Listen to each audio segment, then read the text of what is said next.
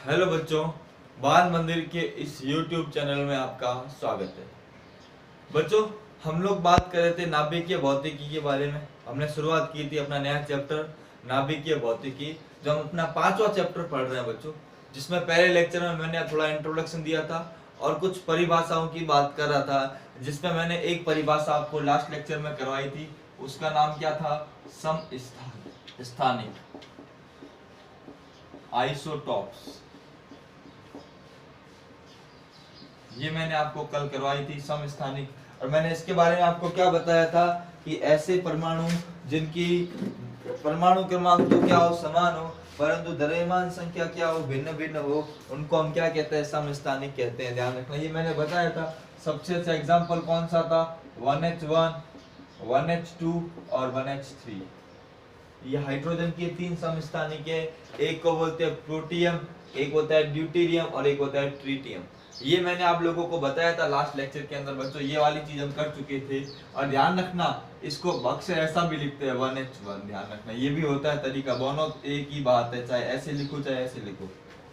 और नीचे जो लिखी होती है उसको हम क्या कहते हैं? परमाणु क्रमांक। ऊपर लिखा होता है उसको क्या कहते हैं? द्रव्यमान संख्या। ध्यान रखना हमेशा, XZA। ये परमाणु क्रमांक, ये द्रव्यमान संख्या। परमाणु क्रमांक प्रोटॉनों की संख्या के बराबर होता है। द्रव्यमान संख्या क्या होती है? Proton plus neutron. इसको हम न्यूक्लियॉन भी कहते हैं। क्या कहते हैं इसको? न्यूक्लियॉन। न्यूक्लियॉन का मतलब क्या होता है कि किसी परमाणु के नाभिक में उपस्थित जो छोटे छोटे कण होते हैं उनको न्यूक्लियॉन कहते हैं। नाभिक में मुख्यतः 2 कण होते हैं, एक होता है प्रोटॉन और दूसरा क्या होता है? न्यूट्रॉन होता है। ध्यान रखना, ये बच्चों हम डिस्कस कर चुके हैं, आपको ये बता चुका हूँ। अब हम आगे बढ़ते हैं और दूसरी डेफिनेशन की बात करते हैं, जिसको कहते हैं समभारिक। किसकी बात करेंगे आज हम? समभारिक के बारे में बात करेंगे। दूसरी डेफिनेशन जिसका नाम है समभारिक। 2-3 डेफिनेशन है, आज हम दूसरी वाली बात कर रहे हैं, समभारिक के बारे में बात कर रहे हैं। आइसोबार्स। इसमें क्या लिखेंगे बच्चों? इसमें लिखेंगे ऐसे परमाणु। क्या लिखेंगे बच्चों इसमें? ऐसे परमाणु जिनकी या जिनका या जिनकी द्रव्यमान संख्या एक समान हो। द्रव्यमान संख्या एक समान हो, परंतु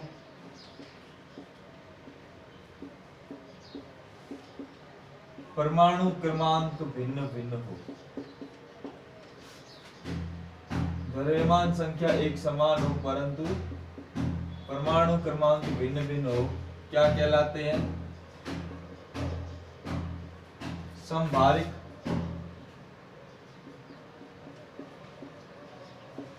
कहलाते हैं। तो यहाँ पर हम लोगों ने क्या देखा? द्रव्यमान संख्या तो क्या है? समान। परमाणु क्रमांक क्या है? भिन्न भिन्न। क्या कहलाएंगे बच्चों? समभारिक कहलाएंगे। उसका उल्टा है समस्थानिक, एक ही स्थान। समभारिक एक समान भार। स्थान कौन बताएगा? ध्यान रखना, हम जब स्थान की बात करेंगे, स्थान के बारे में जानकारी कौन देगा प्यारे बच्चों? परमाणु क्रमांक। और भार के बारे में जानकारी कौन देगा बच्चों? द्रव्यमान संख्या। तो जहां समस्थानिक आएगा वहां परमाणु क्रमांक एक समान होना चाहिए, समभारिक आएगा और द्रव्यमान संख्या एक समान होनी चाहिए। रटना बिल्कुल नहीं है। एग्जाम्पल भी बहुत आसान वाले एग्जाम्पल लूंगा, अभी हम बात करेंगे। बहुत इजी जिसको हम समझते हैं, ध्यान रखना ही। अब एग्जाम्पल लेते हैं, कुछ एग्जाम्पल उदाहरण की बात करता हूँ। इसको यहाँ से इरेज कर देता हूँ। अब बात करता हूँ इसके कुछ उदाहरणों के बारे में। देखो बच्चों, जैसे मैंने लिया कार्बन का एक समस्थानिक है 6C14 और नाइट्रोजन, यहाँ लिखता हूँ ऐसे टेबल बना के रखता हूँ तो दिमाग में आ जाएगा। 6C14 और दूसरा है 7N14। ये पहला एग्जाम्पल है। दोनों में परमाणु क्रमांक कितना है? 6 और इसका कितना है? 7। द्रव्यमान संख्या कितनी है बच्चों? इसकी है 14, इसकी भी कितनी 14। परमाणु क्रमांक समान, द्रव्यमान संख्या भिन्न भिन्न। अगर प्रोटॉन निकालूंगा तो कितने आएंगे 6 और 7। न्यूट्रॉन इसमें से इसको घटाओ कितने आ जाएंगे 8। न्यूट्रॉन यहाँ कितने आ जाएंगे 8। तो ये हो गया संभारिक। अब यहाँ पर देखो, ना तो प्रोटॉनों की संख्या समान है और ना ही न्यूट्रॉनों की संख्या समान है, दोनों की संख्या क्या है भिन्न भिन्न है। संभारिकों में दोनों की संख्या क्या होती है भिन्न भिन्न होती है। खास करके ध्यान रखना, प्रोटॉन और न्यूट्रॉन दोनों ही क्या होते हैं अलग अलग होते हैं। इसका मतलब आवर्त सारणी में अलग अलग स्थान पे होते हैं। ना तो इनमें प्रोटॉनों की संख्या समान होती है, ना ही न्यूट्रॉनों की संख्या समान होती है। अर्थात रासायनिक गुण भी भिन्न भिन्न होते हैं, भौतिक गुण भी भिन्न भिन्न होते हैं। ये सारी बात ध्यान रखनी है, हम सबकी बात करेंगे। एग्जाम्पल बहुत सारे ले सकते हैं बच्चों, एग्जाम्पल हम बहुत सारे ले सकते हैं। जैसे मैं एग्जाम्पल ले लूँ 2He3 हीलियम का एक समस्थानिक होता है और 1H3 हाइड्रोजन का समस्थानिक है। दोनों आपस में क्या है समभारिक, ये अलग है, ये क्या है समान। तो ये वाली बात ध्यान रखनी है, इसको अब अच्छे से नोट कर लो, फिर मैं कुछ नई बात और करता हूँ, ध्यान रखना।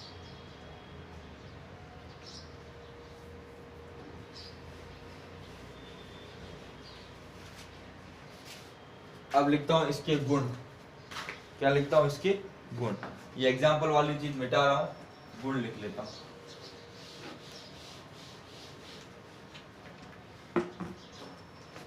क्या लिखेंगे, इनमें या इनके परमाणु क्रमांक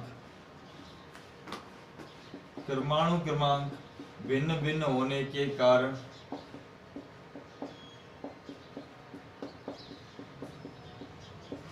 प्रोटॉनों की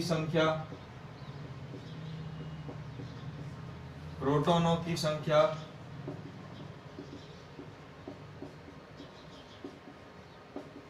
भिन्न भिन्न होती है। इसी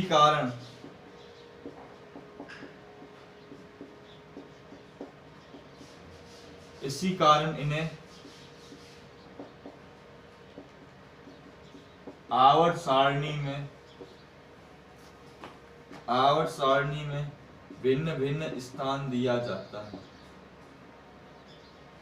या आवर्त सारणी में अलग अलग स्थान दिया जाता है।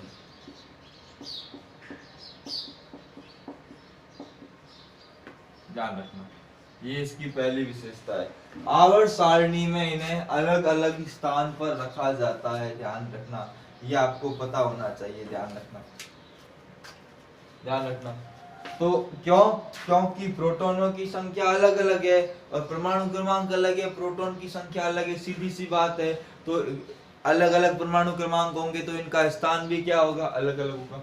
दूसरा लिख सकते हैं, प्रोटॉनों की संख्या भिन्न भिन्न होने के कारण इलेक्ट्रॉनों की संख्या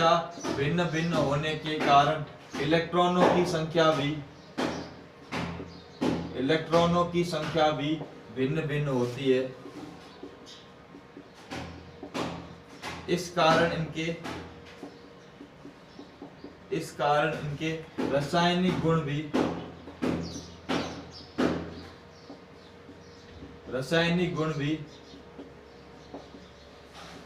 भिन्न भिन्न होते हैं। ध्यान रखना है, ये अलग अलग नाभिक है, इनकी प्रॉपर्टीज क्या होती है अलग अलग होती है, केमिकल प्रॉपर्टीज क्या होती है अलग अलग होती है। ध्यान रखना, हमेशा ये बात ध्यान रखना है, ठीक है। तो सिंपल सी बात है, परमाणु क्रमांक अलग अलग, प्रोटॉनों की संख्या अलग अलग, तो सिंपल सी बात है, अलग अलग स्थान हो गया, अलग अलग प्रॉपर्टीज हो गई। एक और चीज, प्रोटॉनों व न्यूट्रॉनों की संख्या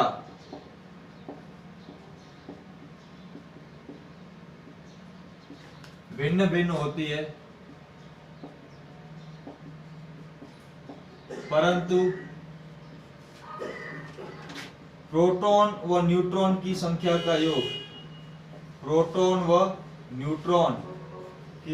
का योग अर्थात द्रव्यमान संख्या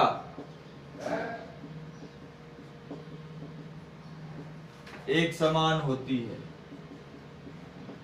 द्रव्यमान संख्या एक समान होती है। ध्यान रखना, प्रोटॉन और न्यूट्रॉन की संख्या अलग अलग तो अलग अलग, मतलब ऐसे तो अलग अलग होती है, पर ध्यान रखना इनका योग क्या होगा, समान होगा। एक में प्रोटॉन और दूसरे में प्रोटॉन अलग अलग, एक में न्यूट्रॉन दूसरे में न्यूट्रॉन क्या होंगे, अलग अलग, परंतु इनका योग क्या होता है, एक समान होता है। योग क्या होता है, एक समान होता है। ध्यान रखना, इसको नोट करें, स्क्रीनशॉट ले लो इसका अच्छे से।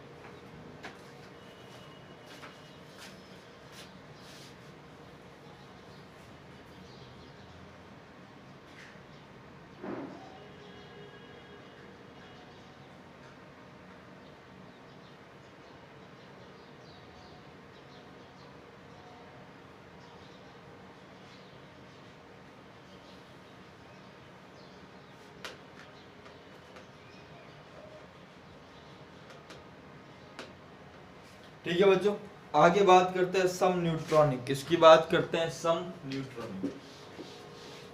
देखो मेन इंपॉर्टेंट दो ही है, सम स्थानिक और सम क्या बोलते हैं इसको, बारीक। अब तीसरी हम बात करते हैं सम न्यूट्रॉनिक। इतना कोई इंपॉर्टेंट नहीं है, ध्यान रखना, और फिर भी थोड़ा बहुत बुक में है तो हमको पता हो ना। सम न्यूट्रॉनिक लिखा हुआ है, देखो न्यूट्रॉन की संख्या क्या हो, समान हो। ऐसे परमाणु जिनमें न्यूट्रॉनों की संख्या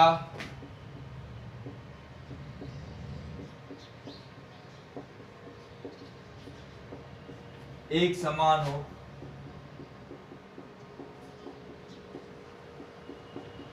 क्या कहलाते हैं,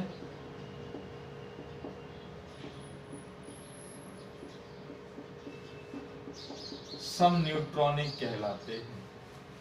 ऐसे परमाणु जिनमें न्यूट्रॉनों की संख्या एक समान हो, चाहे परमाणु क्रमांक समान हो या नहीं हो। ध्यान रखना, इसमें एक चीज ध्यान रखना, परमाणु क्रमांक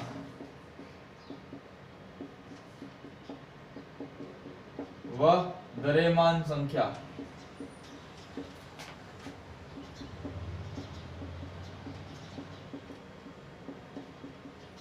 भिन्न भिन्न होते हैं।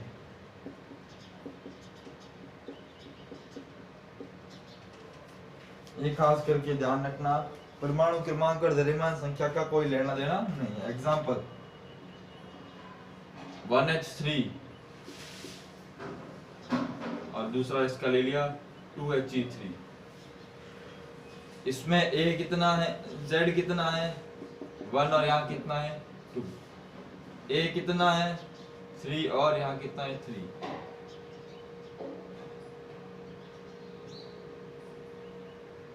(1H2) लेना पड़ेगा।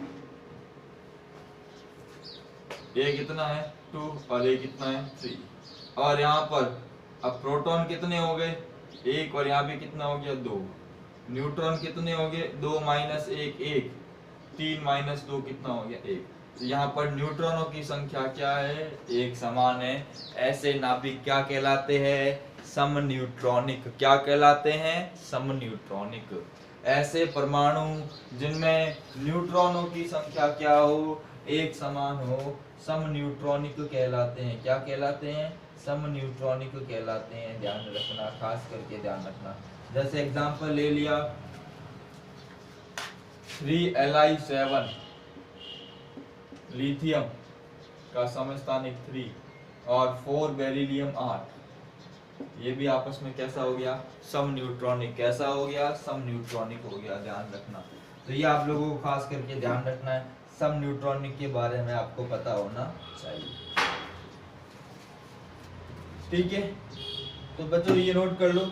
इसके बाद 2-3 चीजें और है परिभाषा जो बिल्कुल इंपॉर्टेंट नहीं है, उसके बारे में बात नहीं करेंगे। अब हेडिंग लगाएंगे नाभिक का आकार, नाभिक का आमाप, साइज ऑफ न्यूक्लियस, उसकी हम बात करेंगे। ध्यान रखना, इसके बारे में हम बात करेंगे।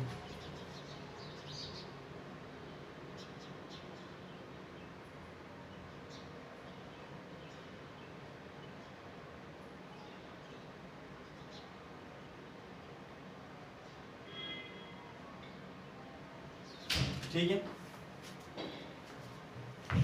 अब आगे बात करते हैं हम लोग, आगे देखते हैं इसमें नया टॉपिक देखते हैं, वो है नाभिक का आकार। क्या टॉपिक है नया? नाभिक का आकार। इसको हटा देता हूं।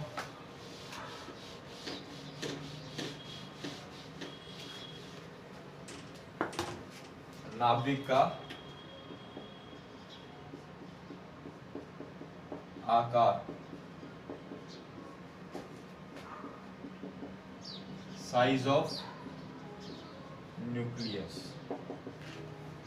हम बात कर रहे हैं नाभिक का आकार, इसकी हम बात कर रहे हैं। नाभिक के आकार में कुछ बातें हम जिसकी जानने की कोशिश कर रहे हैं, वो क्या होता है उसकी थोड़ी सी हम लोग क्या कर रहे हैं, स्टडी कर रहे हैं, ध्यान रखना।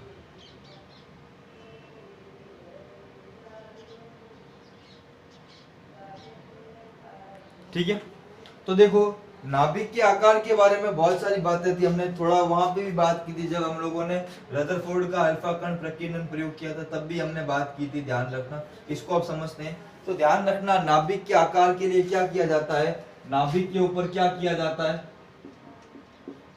नाभिक के ऊपर क्या किया जाता है, उच्च ऊर्जा के कणों, उच्च ऊर्जा के अल्फा कण व न्यूट्रॉनों, उच्च ऊर्जा के अल्फा कण और न्यूट्रॉनों का क्या किया जाता है, उनके ऊपर आघात कराकर, या उनके ऊपर क्या है विक्षेप, न्यूट्रॉनों की क्या किया जाता है, आघात करके, न्यूट्रॉनों का प्रकीर्णन करवाकर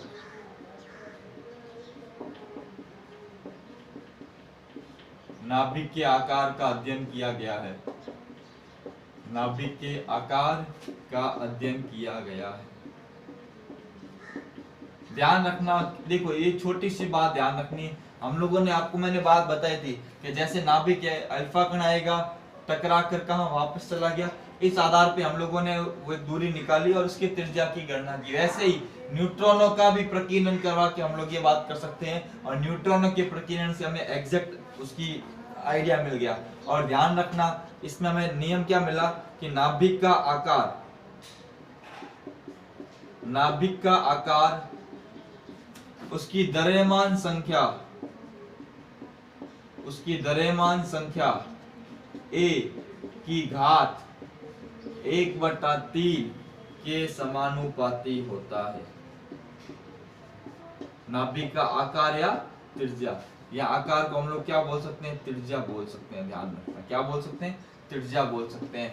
तो ध्यान रखना, प्रैक्टिकली हम लोगों ने देखा कि द्रव्यमान संख्या की घात 1/3 के समानुपाती होती है। ध्यान रखना कि नाभिक का आकार या त्रिज्या अधिकांश नाभिकों के लिए, यहाँ पे ध्यान रखना एक चीज और नोट कर सकते हैं आगे, अधिकांश नाभिकों के लिए, ये चीज आप थोड़ी सी नोट कर सकते हो।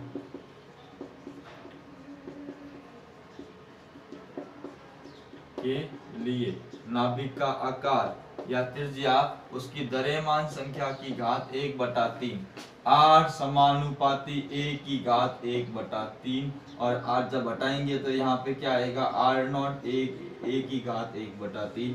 r0 क्या है, एक नियतांक है, क्या है, एक नियतांक है, ध्यान रखना। और जिसकी मान कितना होता है, 1.2, क्या होता है, 1.2 फर्मी मीटर। ध्यान रखना r0 एक नियतांक है, यहाँ लिख लेता हूँ, जगह एक मिनट देखता हूँ है कि नहीं, जगह है कि नहीं पड़ी, बहुत सारी जगह पड़ी है। तो ध्यान रखना r0 क्या है, नियतांक है, इसका मान होता है 1.2 × 10⁻⁻15 मीटर या 1.2 fm। तो नाभिक की त्रिज्या होती है वो कितनी कोटि की होती है, 10⁻⁻15 मीटर कोटि की होती है। कितनी कोटि की होती है, 10⁻⁻15 मीटर कोटि की होती है। ध्यान रखना, ये बेसिक सी बात आपको पता होनी चाहिए। ध्यान रखना, ये मेन नियम है जो मैंने आप लोगों को यहाँ पर बताया, ये आपको खास करके ध्यान रखना है। अच्छे से इसका स्क्रीनशॉट ले लें प्रॉपर तरीके से, फिर हम और सारी बातें भी करेंगे। आप एक बार इसका अच्छे से स्क्रीनशॉट ले लें, अच्छे से इसको नोट कर लें। ध्यान रखना बच्चों, अभी देखो चैप्टर स्टार्ट हुआ है, ज़्यादा बड़ा नहीं है क्योंकि इस चैप्टर से बहुत सारे टॉपिक क्या कर दिए, हटा दिए। इस चैप्टर से काफ़ी सारी बातों को स्किप कर दिया है, तो वो अभी नहीं पढ़ेंगे। जब स्कूल खुलेगी तब उसका बाद में देखेंगे क्या करना नहीं करना। अभी हम अपने बोर्ड के सिलेबस की बात करेंगे। ध्यान रखना, इस चैप्टर के बाद बच्चों हम लोग आ जाएंगे अपने 16वें चैप्टर के ऊपर। किसके ऊपर, 16वां चैप्टर। वो कौन सा है, सेमीकंडक्टर। कौन सा चैप्टर है, सेमीकंडक्टर। तो ये बुक अपने को लगभग पूरी कर लेंगे। 17वां चैप्टर हम लोग बाद में करेंगे। तो 11वां, 12वां, 13वां, 14वां, 15वां अब देखो स्कूल कब खुलती है उसका कोई क्या बता, कौन कैसे बोल सकता है, पर अपने को अपना जितना सिलेबस हो सके उसको क्या करना है, कंप्लीट करना है। तो बच्चों आप इसी तरह वीडियो देखते रहें, उनको शेयर लाइक करें, शेयर करें, और देखोगे तो बहुत ज़्यादा फायदा होगा बच्चों, 100% फायदा होगा।